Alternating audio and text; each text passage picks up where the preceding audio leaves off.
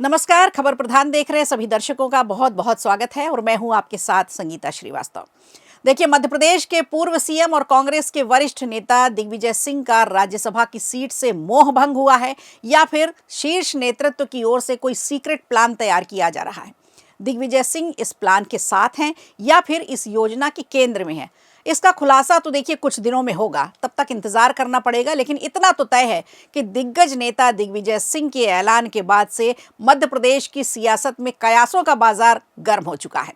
दरअसल कांग्रेस के दिग्गज नेता दिग्विजय सिंह के राज्यसभा न जाने के ऐलान के बाद मध्य प्रदेश की राजनीतिक गलियारों में इस बात की चर्चा तेज हो गई है कि अब मध्य प्रदेश कांग्रेस की तरफ से राज्यसभा में कौन जगह लेगा, क्योंकि मध्य प्रदेश कांग्रेस में एक नहीं कई ऐसे नेता हैं जो न केवल सीनियर हैं बल्कि जातिगत समीकरणों की वजह से भी राज्यसभा जाने के प्रबल दावेदार माने जा रहे हैं।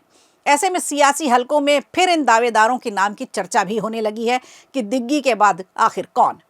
दिग्विजय सिंह का राज्यसभा में दूसरा कार्यकाल अप्रैल 2026 को खत्म हो रहा है। दिग्विजय सिंह ने आगे के लिए अब विराम लगा दिया है। उन्होंने स्पष्ट कह दिया है कि किसे राज्यसभा भेजा जाएगा ये पार्टी फैसला करेगी, लेकिन मैं राज्यसभा नहीं जा रहा हूं और अपनी सीट खाली कर रहा हूं। तो ये साफ साफ बयान था उनका, हम सब ने देखा, और जिससे ये भी साफ हो गया कि लगातार तीसरी बार राज्यसभा अब दिग्विजय सिंह नहीं जा रहे हैं। माना यह जा रहा है कि अब दिग्विजय सिंह फुल टाइम मध्य प्रदेश की राजनीति करेंगे, मध्य प्रदेश की राजनीति में एक्टिव रहेंगे।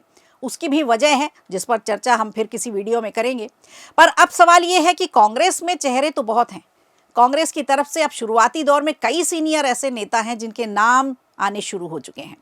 हालांकि अभी चुनाव में 3 महीने का समय है, ऐसे में कुछ कहना जल्दबाजी होगी, क्योंकि कांग्रेस भी दिग्विजय सिंह की जगह खाली होने वाली राज्यसभा सीट पर इस बार चौंका सकती है, जैसा पार्टी ने पिछली बार किया था। हालांकि कुछ प्रमुख नेता दावेदार हैं जिनके बारे में चर्चा हो रही है, तो उन नामों की हम चर्चा कर लेते हैं जिनके बारे में कयास लगाए जा रहे हैं। तो सबसे पहला नाम आता है सुपर सीनियर पूर्व सीएम कमलनाथ का। मध्य प्रदेश के पूर्व मुख्यमंत्री और कांग्रेस के सीनियर नेता कमलनाथ का नाम राज्यसभा की रेस में सबसे आगे शामिल है। छिंदवाड़ा के होते हुए भी इंदिरा गांधी के तीसरे बेटे बनकर वो लंबे समय तक दिल्ली से राजनीति करते रहे और छिंदवाड़ा से रिकॉर्ड 9 बार सांसद भी बनाए गए। कमलनाथ वर्तमान में छिंदवाड़ा विधानसभा से विधायक हैं। 18 महीने सीएम रहे मध्य प्रदेश में और फिर सरकार गिरते ही सीएम की कुर्सी भी उनके हाथ से चली गई। अब माना जा रहा है कि कांग्रेस उनकी सीनियरिटी के हिसाब से उन्हें राज्यसभा भेज सकती है और राष्ट्रीय स्तर पर फिर से कांग्रेस को एक बड़ी जिम्मेदारी वो निभा सकते हैं। और इसके बाद अब दूसरा नाम आता है अरुण यादव का। अरुण यादव का नाम राज्यसभा के दावेदारों में लंबे समय से लिया जा रहा है। पिछली बार भी वो प्रबल दावेदार बताए जा रहे थे, लेकिन उनकी जगह कांग्रेस ने ग्वालियर के अशोक सिंह को भेजा था। लेकिन अब जब दिग्विजय सिंह ने ऐलान कर दिया है कि वो राज्यसभा नहीं जाएंगे, तो एक बार फिर इनके नाम की चर्चा शुरू हो गई है। ओबीसी के बड़े चेहरे हैं अरुण यादव और इन्हें इस बार मौका दिया जा सकता है। अरुण यादव पूर्व केंद्रीय मंत्री और मध्य प्रदेश कांग्रेस के अध्यक्ष भी रह चुके हैं। राहुल गांधी के बेहद करीबी नेता माने जाते हैं, तो इनका भी नाम इस बार लिया जा रहा है। अब बात करते हैं तीसरे नाम की। तो तीसरा नाम आता है जीतू पटवारी का। एमपी कांग्रेस के मौजूदा प्रदेश अध्यक्ष हैं जीतू पटवारी और फिलहाल नए चेहरों में, युवा चेहरों में राज्यसभा के प्रबल दावेदार भी माने जा रहे हैं। जीतू पटवारी के आक्रामक तेवर उनकी खूबी है और ओबीसी वर्ग से आना उनकी दावेदारी को और भी ज्यादा मजबूत करता है। जीतू पटवारी राहुल गांधी के सबसे करीबी नेताओं में से माने जाते हैं। ये वही नेता और यही वजह है कि उन्हें प्रदेश की जिम्मेदारी सौंपी गई है और उनकी संगठनात्मक पकड़ भी मजबूत है। हालांकि पटवारी फिलहाल पीसीसी के चीफ हैं और फुल टाइम मध्य प्रदेश की राजनीति में एक्टिव होकर पार्टी को मजबूत करने में जुटे हुए हैं। इसके अलावा अब एक और महत्वपूर्ण पद पर रहने के बाद क्या इन्हें मौका मिलेगा, ये देखने वाली बात होगी। एक और नाम है रीवा के कमलेश्वर पटेल का। पूर्व मंत्री है और वर्तमान में एआईसीसी के सदस्य कमलेश्वर पटेल का नाम भी राज्यसभा की रेस में शामिल है। ओबीसी वर्ग से आते हैं और कमलनाथ सरकार के दौरान मंत्री भी रह चुके हैं। तो कमलेश्वर पटेल की भी दिल्ली में अच्छी पकड़ मानी जाती है। ऐसे में राज्यसभा की रेस में उनकी लॉटरी भी लग सकती है, इन्हें भी मौका दिया जा सकता है।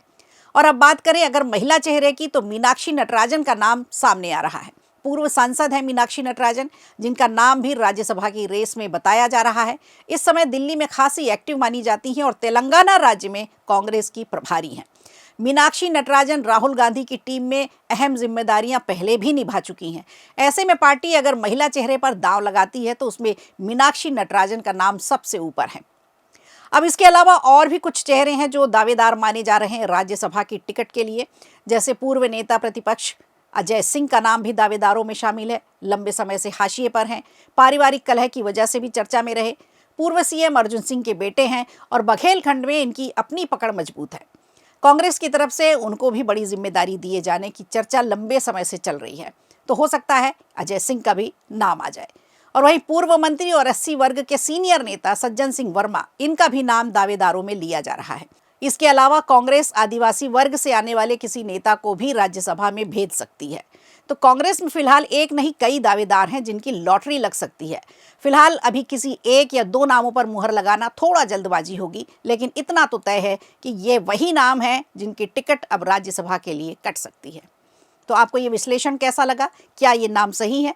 क्या आपके हिसाब से भी यही नाम है? हमें कमेंट करके ज़रूर बताइएगा। वीडियो अच्छा लगा हो तो लाइक कीजिए, शेयर कीजिए और कमेंट बॉक्स में हमें ज़रूर बताइए।